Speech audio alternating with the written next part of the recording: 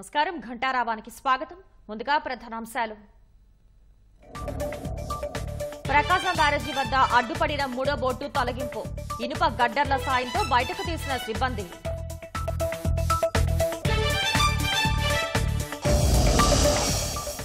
శ్రీవారి లడ్డూ కల్తీపై పీఠాధిపతుల ఆగ్రహం. ట్రస్టుల్లో రాజకీయ ప్రమేయం లేకుండా చూడాలని విజ్ఞప్తి.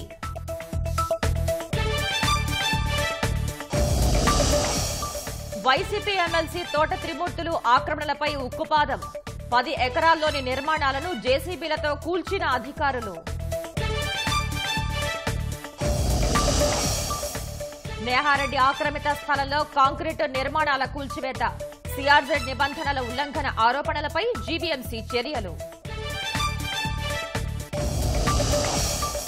అమెరికాలో క్వాడ్ సదస్సుకు హాజరు కానున్న ప్రధాని. బైడెన్తో ద్వైపాక్షిక సమావేశాలు నిర్వహించనున్నట్లు ప్రకటన.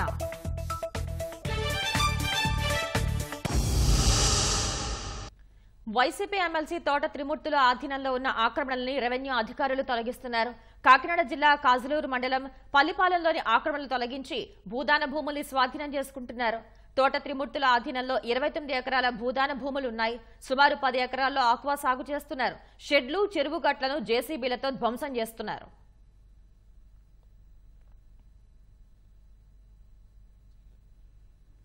కృష్ణా జిల్లా గన్నవరం నియోజకవర్గం బాపులపాడులో రెవెన్యూ అధికారులు పోలీసుల్ని భారీగా మోహరించారు.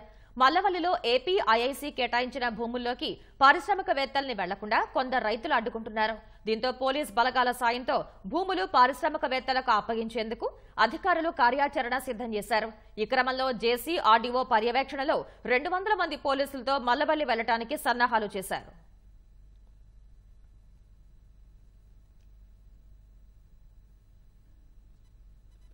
విశాఖ జిల్లా భీమిలిలోని ఆక్రమిత స్థలంలో కాంక్రీటు నిర్మాణాల కూల్చివేతకు జీవీఎంసీ నడుం బిగించింది. వైసీపీ నేత విజయసాయిరెడ్డి కుమార్తె నేహారెడ్డి ఆక్రమిత స్థలంలో మరోసారి కూల్చివేతలు మొదలుపెట్టారు. సిఆర్జెడ్ నిబంధనల ఉల్లంఘించిన నిర్మాణాలను కూల్చివేస్తున్నారు. అక్రమ నిర్మాణాలపై జనసేన కార్పొరేటర్ పీతల మూర్తి యాదవ్ వేసిన పిల్పై హైకోర్టు ఇచ్చిన ఆదేశాలతో కూల్చివేతలు జరుగుతున్నాయి. కూల్చివేతకు అయ్యే ఖర్చులు నేహారెడ్డి నుంచి వసూలు చేయాలని న్యాయస్థానం జీవీఎంసీ అధికారుల్ని ఆదేశించింది. భీమిలిలోని 4 సర్వే నెంబర్లలోని 4 ఎకరాల స్థలంలో అక్రమ కట్టడాలు ఉన్నట్లు ఆరోపణలతో హైకోర్టులో పీతల మూర్తి యాదవ్ పిల్ వేశారు. ఈ పిల్పై హైకోర్టు ఉత్తర్వులతో 2 వారాల క్రితమే నిర్మాణాల తొలగింపునకు జీవీఎంసీ అధికారులు శ్రీకారం చుట్టారు. పర్యావరణ శాఖ అనుమతి లేకుండా నేహారెడ్డి నిర్మాణాలు చేపట్టినట్లు గుర్తించారు. నేహారెడ్డి ఆక్రమిత స్థలంలో కాంక్రీట్ నిర్మాణాలను నేలమట్టం వరకు కూల్చివేయాలన్న హైకోర్టు ఆదేశాలతో మరోసారి జీవీఎంసీ కూల్చివేతలు చేపట్టింది. సుమారు 10 అడుగుల లోతు వరకు ఉన్న ప్రహరీతో పాటు ప్లాట్ఫామ్ వరకు ఉన్న ఇసుకను తొలగిస్తున్నారు.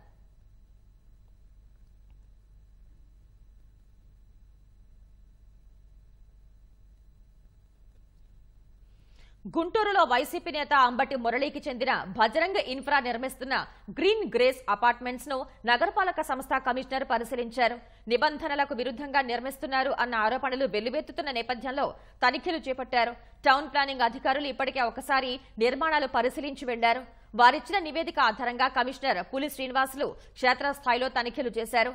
అనుమతి పొందిన ప్లాన్ కి జరుగుతున్న నిర్మాణాలకు ఏవైనా తేడాలున్నాయా అని పరిశీలించారు. భవనానికి సంబంధించిన సెట్ బ్యాక్స్ వదిలేశారా లేదా అని కొలతలు తీశారు. వివిధ రకాల ఎన్ఓసీలను పరిశీలించారు. టౌన్ ప్లానింగ్ విభాగాన్ని నేను రిపోర్ట్ కాల్ఫర్ చేయడం జరిగింది. వాళ్ళు ఒక 2 days ప్రెమిసెస్ ని కూడా విజిట్ చేసి వాళ్ళ ఫైండింగ్స్ తో రిపోర్ట్ ప్రిపేర్ చేస్తున్నారు. నేను కూడా ఫిజికల్ వెరిఫికేషన్ చేస్తే బాగుంటుందనే ఉద్దేశంతో ఈ రోజు ఇక్కడికి రావడం. As per record physical verification లో నాకున్న ఫైండింగ్స్ ఇవన్నీ కూడా చూసుకొని ఎక్కడ ఏమైనా జరిగిందా లేదనేది కూడా నిర్ధారణకు రావడం జరుగుతుంది. అంటే అనుమతులు అంటే 2015లో స్టార్ట్ అయింది ఇది ప్రాసెస్. 2015లో 5 floors కి after getting railway NOC they have started. But subsequent గా మా మోడిఫికేషన్స్ తోటి ప్రాసెస్ నడుస్తూ ఉంది. నడిసే క్రమంలో కొన్ని రివైజ్డ్ ఎన్ఓసిస్ సబ్మిట్ చేయాల్సిన అవసరం ఉంటుంది. ఆ 2015లో స్టార్ట్ చేసినటువంటి మేనేజ్మెంట్ సబ్సిక్వెంట్ గా కూడా మేనేజ్మెంట్ చేంజ్ అవుతుంది. చేంజ్ అయిన క్రమంలో ఆ సపోర్టెడ్ డాక్యుమెంట్స్ సబ్మిట్ చేశారా లేదా అనేది ఒకసారి చూసుకోవాలి. అట్లనే ఎవరైతే ఎన్ఓసి ఇచ్చే అథారిటీస్ ఎవరైతే ఉన్నారో వాళ్ళ దగ్గర కూడా చేంజ్ అయిన మేనేజ్మెంట్ తోటి వాళ్ళు సబ్సిక్వెంట్ గా ఎన్ఓసి రివైజ్డ్ ఎన్ఓసి ఇచ్చారనేది కూడా చూసుకోవాలి. చూసుకున్న తర్వాత అంటే ఇప్పుడు it is under examination under verification. So ఇదంతా అయిన తర్వాత దీని మీద ఒక కంక్లూజన్కి రావడం జరుగుతుంది. గుంటూరు జిల్లా ఉండవల్లిలో మంత్రి లోకేష్ నిర్వహించిన ప్రజా దర్బార్కి రాష్ట్రం నలుమూలల నుంచి బాధితులు క్యూ కట్టారు. ఉండవల్లి నివాసంలో జరిగిన ఈ కార్యక్రమానికి సమస్యలపై వినతులు వెల్లువెత్తాయి.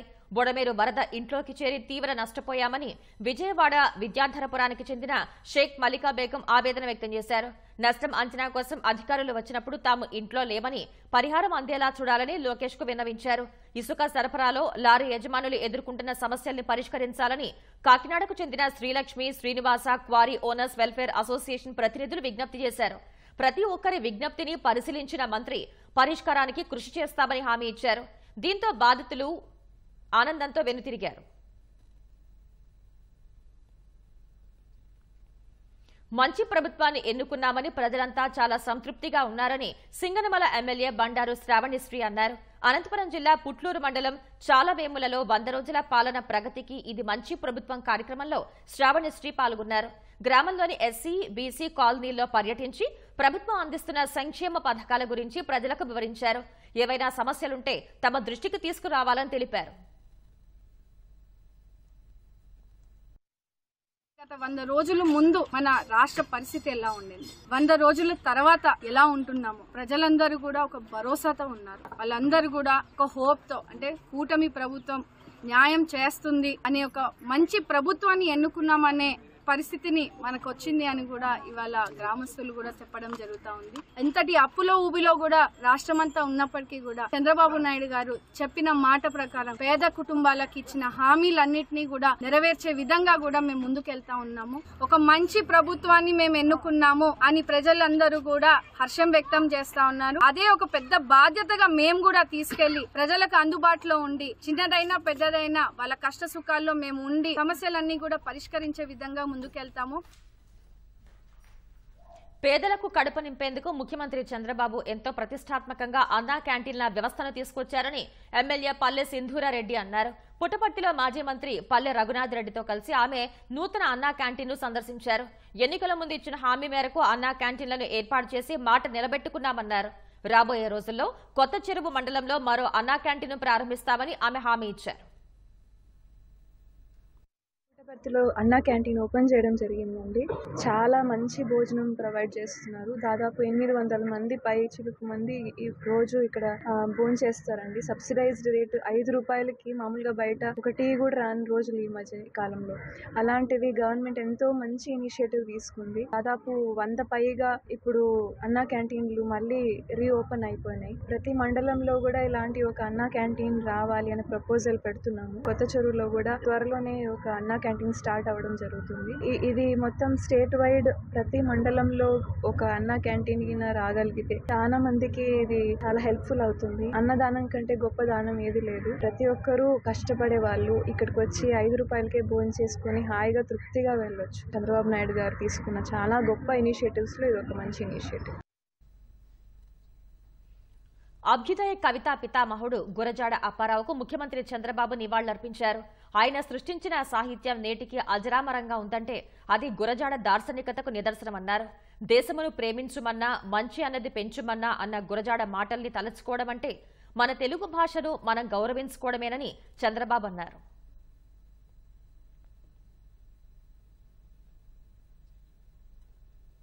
సామాజిక బాధ్యతతో విజయవాడ వరద బాధితులకు నూజివీడు ట్రిపుల్ విద్యార్థులు అండగా నిలిచారు. మంత్రి లోకేష్ ను కలిసి విరాళం అందజేశారు. యోగా గురువు శ్రీధర్ ఆధ్వర్యంలో 2,82,313 రూపాయల చెక్కును లోకేష్ కిచ్చారు. ట్రిపుల్ విద్యార్థులు విరాళం అందజేయడం చాలా సంతోషంగా ఉందని మంత్రి లోకేష్ అన్నారు. వరద బాధితులకు ఇంతమంది అండగా నిలవటం చాలా గొప్ప విషయమని ప్రశంసించారు. ట్రిపుల్ ఐటీల్లో అన్ని సమస్యలు పరిష్కరించి తన చెల్లెమ్మలకు తమ్ముళ్లకు బంగారు భవిష్యత్తుకు బాటలు వేసే బాధ్యత తీసుకుంటారని లోకేష్ హామీ ఇచ్చారు.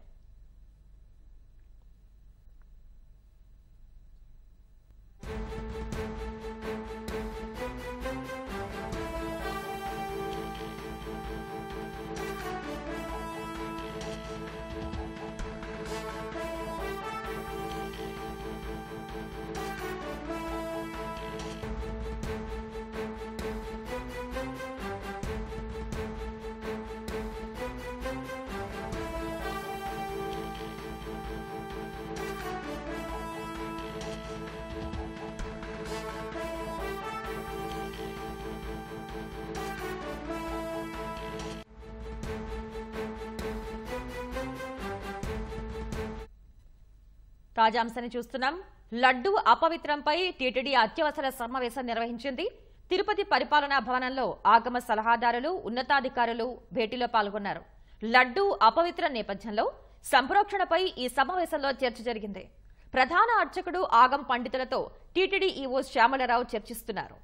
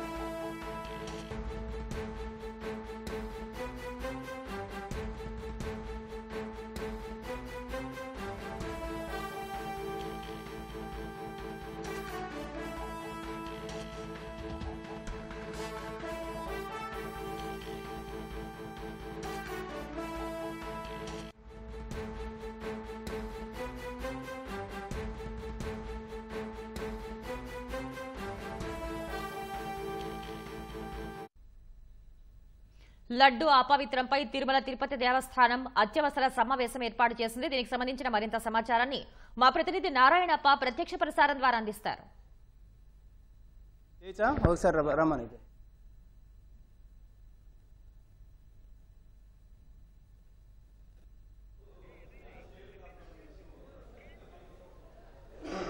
శ్వేత, తిరుమల లడ్డు అపవిత్రమైన తీరుపై టీటీడీ తీవ్రమైన చర్యలు చేపడుతుంది.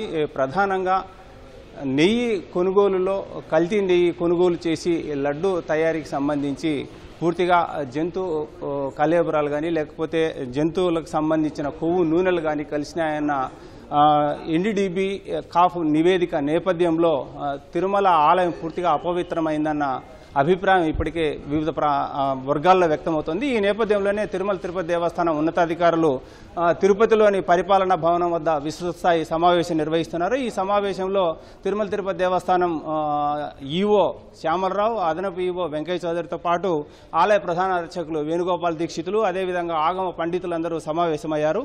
ఈ సమావేశంలో లడ్డు అపవిత్రమైన నేపథ్యంలో కల్తీ నూనెలు, నెయ్యి, అదేవిధంగా జంతు కళేబరాలకు సంబంధించిన జంతు కొవ్వు నూనెలు కలిసిన నేపథ్యంలో ఆలయం పూర్తిగా అపవిత్రమైంది. ఈ నేపథ్యంలోనే ఆలయాన్ని శుద్ధి చేయాలని ఆగమ పండితులు అదేవిధంగా వివిధ హిందూ వర్గాలు కూడా అభిప్రాయపడుతున్న నేపథ్యంలో వీటిపై ఎలాంటి చర్యలు తీసుకోవాలని చెప్పి ఈ సమావేశంలో చర్చిస్తున్నారు.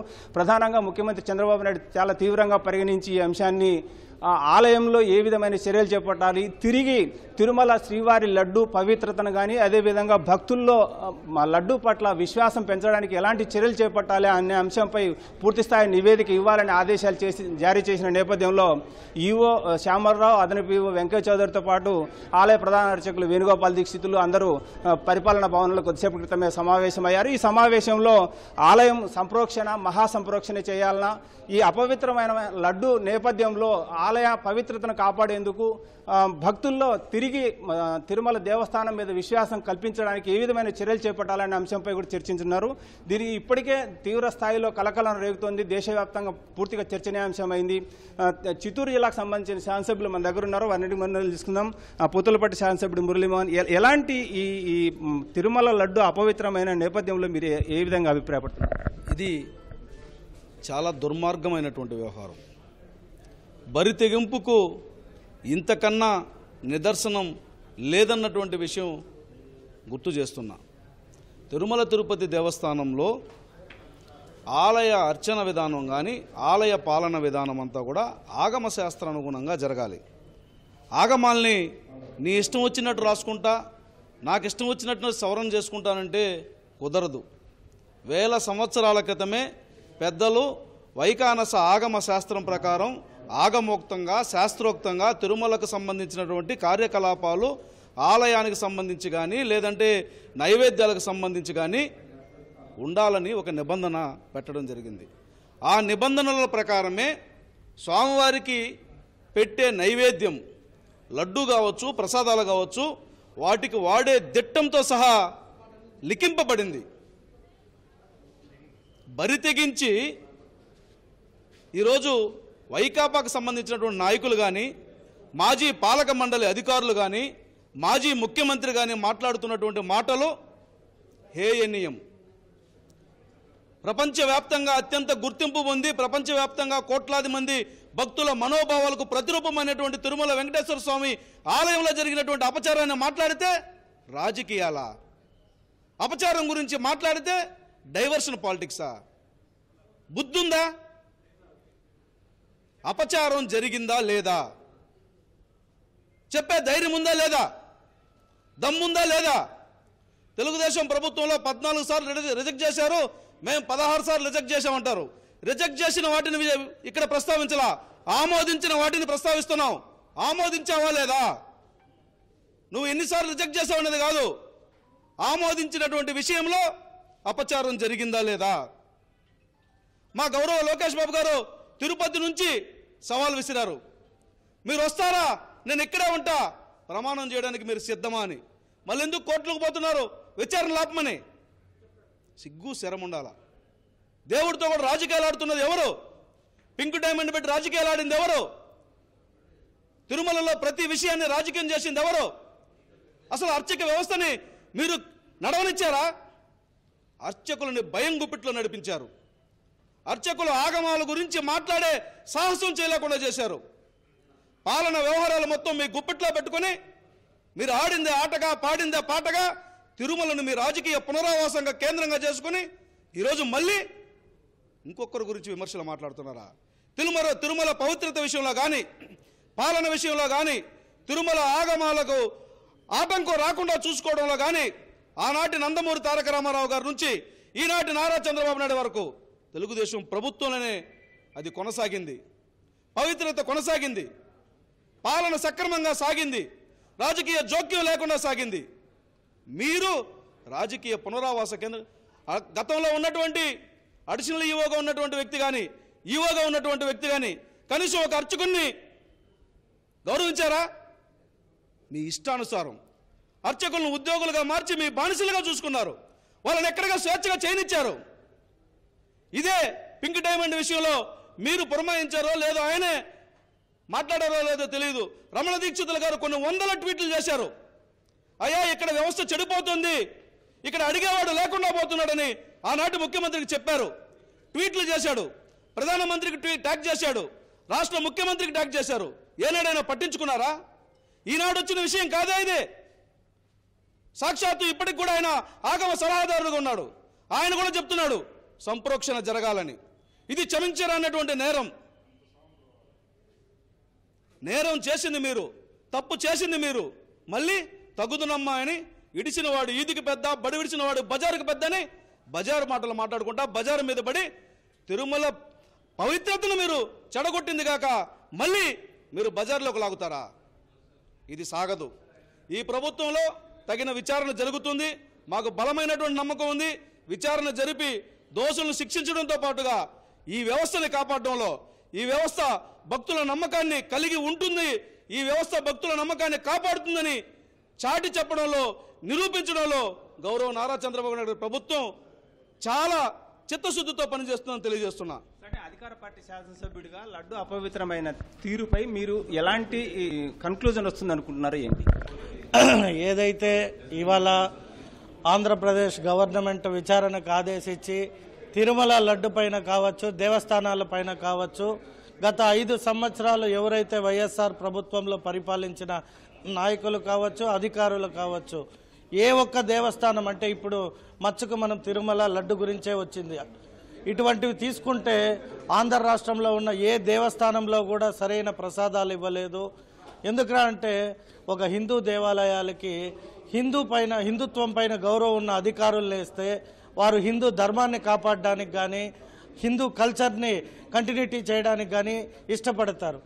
ఎప్పుడైతే వైఎస్ఆర్ ప్రభుత్వం అధికారంలోకి వచ్చిందో ఏ ఒక్క రోజైనా మీరు చూస్తే ఏ దేవస్థానంలో కూడా ఆచారం ప్రకారం ఏవీ జరగలేదు. ఒక కలియుగ దైవం ఏడుకొండల స్వామి దేవస్థానానికి ఏ ముఖ్యమంత్రి అయినా భార్యతో పిల్లలతో దర్శనానికి వచ్చిన సాంప్రదాయం ఉంది. మనం బట్టలు దేవస్థానానికి ఇచ్చేటప్పుడు కుటుంబ సభ్యులతో వచ్చి దేవస్థానం దర్శనం చేసుకొని బట్టలు సమర్పించిన సందర్భాలు ఉన్నాయి. అది రాముల వారి గుడి కావచ్చు, కాణిపాక వరసిద్ధ వినాయక స్వామి కావచ్చు, మన కనకదుర్గమ్మ కావచ్చు, ఎనీ దేవస్థానం, సింహాచలం అప్పన్న స్వామి కావచ్చు. మరీ ముఖ్యంగా తిరుమల దేవస్థానాన్ని ప్రపంచవ్యాప్తిగా హిందువులు ఎంతో ఉన్నత స్థానంలో ఉంచి దైవ దర్శనం చేసుకునే ఒక మంచి పవిత్రమైన స్థలాన్ని కూడా గత ప్రభుత్వము ఎటువంటి పరమైన పైన అంటే మీరు చూస్తే పాత కాటేజీలను కూడా కొత్త కాటేజీలకి లగ్జూరియస్ హోటల్స్ 5 స్టార్ హోటల్స్ మాదిర పర్మిషన్స్ ఇవ్వడం జరిగింది. విచ్చలవిడిగా మీరు పైన చూస్తే కొండపైన ఏ ఒక్క నిబంధనలు కూడా పాటించడం లేదు. కాబట్టి ఏదైతే ఇవాళ ఈ లడ్డు ప్రసాదాల్లో ఏదైతే ఈ ఆయిల్స్ మనం మాట్లాడుకునేది నోటి మాటలు కాదు, పూణేలో ఎంతో ఒక గొప్ప పేరున్న టెస్ట్ ల్యాబ్ చేసి వాళ్ళు ఇస్తున్న నివేదిక పైన యావత్ ప్రపంచం ఎదురు చూస్తుంది. ఎందుకంటే ఒక ప్రసాదం, ఒక దేవస్థానం, హిందూ ధార్మిక స్థలాల్లో కూడా ఇటువంటివి జరిగినాయి అంటే గత ప్రభుత్వం ఎంత నీచంగా ప్రవర్తించింది అనేది యావత్ ఆంధ్ర రాష్ట్ర ప్రజలే కాదు దేశ ప్రజలు కూడా గమనిస్తున్నారు. మా ముఖ్యమంత్రి ఆల్రెడీ దీనిపైన ఈవో గారికి కానీ అడిషనల్ ఈవో గారికి అందరికీ కూడా ఆదేశించడం జరిగింది. మేబీ 2-3 రోజుల్లో సరైన నివేదికలతో ఏం జరిగిందనే దీనిపైన ప్రజలకి మేము స్పష్టత ఇచ్చే సిద్ధంగా ఉన్నాం. ఆ భగవంతుడే మరొకసారి చంద్రబాబు నాయుడు గారు ముఖ్యమంత్రిని చేసి తనను తాను కాపాడుకునే విధంగా, ఎందుకంటే చంద్రబాబు నాయుడు గారు పైన 7 కొండల వాడు ఉంటారు, కింద చంద్రబాబు నాయుడు జన్మించారు. ఆ పవిత్రత ఆయనకే తెలుసు కాబట్టి ఆ గుడిని కాపాడుకునే విషయంలో ఈరోజు మన ముఖ్యమంత్రి గారు మొదటి స్టెప్గా ఒక దేవస్థానం, అలాగే ఇంకా అనేక దేవస్థానాల్లో కూడా ఈ పద్ధతి అలాగే కొనసాగింది. వీటన్నిటిపైన కూడా దేవాదాయ శాఖ కానీ ప్రభుత్వం కానీ కఠినమైన చర్యలు తీసుకోవాలి. మరొకసారి ఇటువంటిది ఎక్కడ జరగకుండా కూడా చూడాలి అంటే ఇప్పుడు తప్పు చేసిన వాళ్ళు కఠిన శిక్షించాల్సిందిగా ప్రజల తరపున మేము కోరుకుంటున్నాం. సో ఇది పరిస్థితి. ఉన్నత స్థాయి సమావేశం జరుగుతుంది. సమావేశంలో ఈవో శ్యామలరావు, అదనపు ఈవో వెంకయ్య చౌదరితో పాటు ఆలయ ప్రధాన అర్చకులు వేణుగోపాల్ దీక్షితులు, అదేవిధంగా ఆగమ సలహాదారులందరూ ఈ సమావేశంలో పాల్గొంటున్నారు. ఈ సమావేశంలో లడ్డు అపవిత్రమైన నేపథ్యంలో తిరుమల దేవస్థానంలో ఎలాంటి చర్యలు తీసుకోవాలి, సంప్రోక్షణ నిర్వహించాలా లేక మహాసంప్రోక్షణ నిర్వహించాలా అన్న అంశంపై కూడా ఈ ఉన్నత స్థాయి సమావేశంలో నిర్ణయం తీసుకొని అందుకు అనుగుణంగా ఆ సమావేశంలో చర్చించిన అంశాలు, తీసుకున్న నిర్ణయాలకు సంబంధించి పూర్తి స్థాయి నివేదిక ముఖ్యమంత్రికి సమర్పించనున్నారు. ఇది ఇక్కడున్న తాజా పరిస్థితి. కెమెరామెన్ భాస్కర్తో వినారాయణప్ప, ఈటీవీ న్యూస్, తిరుపతి నుంచి. ధన్యవాదాలు నారాయణప్ప. ఇక శ్రీవారి లడ్డూ కల్తీపై పీఠాధిపతులు, స్వామీజీలు ఆగ్రహం వ్యక్తం చేశారు. ప్రసాదంలో అపవిత్ర పదార్థాలు కలిపి కల్తీ చేయడంపై కఠిన చర్యలు తీసుకోవాలని డిమాండ్ చేశారు. శ్రీవారిపై భక్తి విశ్వాసాలు ఉన్నవారికి ఉద్యోగాలు ఇవ్వాలని కోరారు. తిరుపతి లడ్డూ కల్తీ ఘటనతో అన్ని దేవాలయాల్లో ప్రసాదంలో ఏం కలుస్తోంది అన్న భయం భక్తుల్లో కలుగుతోందన్నారు. దీనిపై ప్రభుత్వం వెంటనే చొరవ తీసుకుని కారకుల్ని శిక్షించి ధర్మాన్ని పరిరక్షించాలని కోరారు. భారతదేశంలో ఉన్నటువంటి హైందవులందరికీ కూడా ఆరాధ్య దైవమైనటువంటి వెంకటేశ్వర స్వామి సన్నిధిలో ఆ లడ్డూ ప్రసాదం అంటే స్వామివారియే గుర్తొస్తారు. ఆయన పాదాల చెంత ఉన్నటువంటి ప్రసాదాన్ని కళ్ళకద్దుకొని స్వీకరించేటటువంటి భాగ్యం మాకు కలిగిందని దేశ విదేశాల్లో చెప్పుకుంటూ ఉంటారు. అంత గొప్పదైనటువంటి ఆ మహాప్రసాదాన్ని ఆయువు పట్టైనటువంటి వెంకటేశ్వర స్వామి నివేదనకి తయారు చేసేటటువంటి లడ్డూలు ఇంత నీచానికి దిగజారటం చాలా శోచనీయం. పంది యొక్క కొవ్వు, గోవుల యొక్క మాంసంలో కొవ్వు, ఇంకా తదితరమైనటువంటి నీచ పదార్థాలన్నింటినీ కలిపి ధర్మానికి గ్లాని కలిగించాలని చూసినటువంటి కారకులు ఎవరైతే ఉన్నారో వాళ్ళకి ఇప్పటికే పనిష్మెంట్ చూపించాడు వెంకటేశ్వర స్వామి. కాబట్టి ప్రభుత్వం కూడా వెంటనే చొరవ తీసుకొని దీనికి కారకులైనటువంటి వారిని న్యాయస్థానాల ముందు పెట్టి శిక్ష పడేటట్టుగా చేయాలి. చేసినట్లయితేనే ఈ సమస్యకు పరిష్కారం దొరుకుతుంది. ఆ విధంగా చేస్తారని మేము కోరుకుంటూ ఉన్నాం. ఈ లడ్డు కూడా ఎప్పటి నుంచో దీని మీద జరుగుతుంది గొడవ, అభ్యంతరాలు రావడం జరిగింది నాణ్యత గురించి. ఆ ల్యాబొరేటరీలో ఒకవేళ ఆయన ఇద్దామన్నా కూడా వీళ్ళు ఇవ్వనేకోకుండా ఇన్ఫ్లుయెన్స్ చేయగలిగిన సామర్థ్యం ఉన్న వ్యక్తుల్ని మనం ఆ వ్యవస్థలో పెట్టాం. అటువంటి వాళ్ళందరి మీద కూడా కఠినమైన చర్యలు తీసుకుని శిక్షించి వాళ్ళందరినీ జైలుకి పంపించాలని, విజిలెన్స్కి నా మీద చర్యలు ఎంక్వైరీ చేయకూడదని చెప్పి ఇవాళ హైకోర్టుకి వెళ్ళారు పాత చైర్మన్ గారు. అది చాలా తప్పు. ఆయన తప్పు చేయకపోతే విజిలెన్స్ గురించి ఎందుకు ఆయన భయపడుతున్నాడు? అవసరం అనుకుంటే దీని మీద కేంద్రం అడిగింది కాబట్టి సిబిఐ ఎంక్వైరీ చేసి మొత్తం దీన్ని ప్రక్షాళన చేయాలని చెప్పి మేము మా సంస్థ తరఫున కోరుతున్నాం. సాక్షాత్తు అయోధ్య రామ మందిరానికి తిరుపతి నుంచి స్వామివారికి 2 లక్షల లడ్డూలు మనం అక్కడ పంపించడం జరిగింది. అంటే ఏం చేస్తున్నారు మీరు? హిందూ సమాజాన్ని ఏం చేస్తున్నారు? హిందూ సమాజాన్ని అంతా కూడా ఒక ఓటర్ బ్యాంకుగా మీరు తయారు చేసుకుని దీన్ని కులాలుగా మీరు రెచ్చగొట్టి దీన్ని అనేక రంతాలకు మీరు చేస్తున్న పరిస్థితి ఈ రోజున చూస్తుంటే తిరుపతిలో ఆఖరికి ఏదైతే కనీసం వాటర్, పసిపిల్లవాడు వాటర్ తాగకుండా కూడా మీరు లీటర్ 50 రూపాయలకి అమ్మి లడ్డూలో కల్తీని కలిపారు. ఏదైతే నందిని డైరీ ఉందో ఆ నందిని డైరీ సపరేట్గా స్వామివారి తయారీ కోసం సపరేట్ ప్లాన్ ఏర్పాటు చేశారు నందిని యాజమాన్యం. ఆ ప్లాంట్ని ఎప్పుడైతే ఈ గవర్నమెంట్ వచ్చిందో ఆ ప్లాంట్ని ఆపేయడం జరిగింది. ఈ రోజున మళ్ళా ఆ నందినినే మళ్ళీ ఈరోజు తీసుకోవడం జరిగింది. ఇలా చెప్పుకుంటూ పోతే ఏదైతే 68 టెంపుల్స్ ఉన్నాయో ఆంధ్రప్రదేశ్లో మొత్తం అంతా కూడా ఇదే పరిస్థితి. ఏ దేవాలయంలో ఏ ప్రసాదం తయారు చేస్తున్నారో ఇదంతా కూడా హిందూ దేవాలయ పరిరక్షణ ట్రస్ట్ ద్వారా మేము కమిటీ సిట్ ఏర్పాటు చేసి ఇది వెంటనే ప్రక్షాళన చేయాలి. దయచేసి సీఎం గారు చంద్రబాబు నాయుడు గారిని, డిప్యూటీ సీఎం పవన్ కళ్యాణ్ గారిని మేము కోరేది ఒకటే, అయ్యా దేవాలయాలని ప్రక్షాళన చేసి దేవాలయాల భూములు కాపాడండి.